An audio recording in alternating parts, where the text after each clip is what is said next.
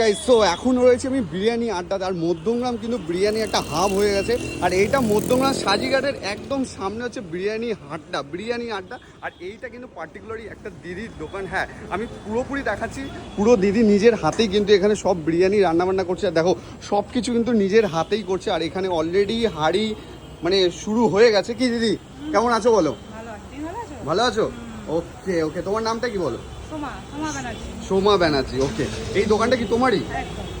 ওকে, তা সব কিছু কি তুমি নিজের হাতেই করো নাকি? হ্যাঁ, আমি সবটা নিজের হাতেই করি। ওকে, আগে স্টাফ ছিল, এখন নেই।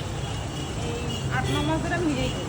এত বড় দোকান, নিজের হাতে বিরিয়ানি করে, নিজের হাতে সার্ভ করে, সব কিছু নিজের হাতে? করছি এখনো। এটা কি পসিবল? মানে এর আগে কি কোথাও রান্না বান্না করতে নাকি? না না, একদমই না। মানে কোনো রেস্টুরেন্টে বা না, না, কিছুতে? না, না। কোথাও না? না। মানে কোনো এক্সপিরিয়েন্স নেই? এক্সপিরিয়েন্স ছাড়াই আজকে ঘরে, বিরিয়ানি ঘরে, just ঘরে? ঘরে, হ্যাঁ। মানে এটা কি প্রপার কি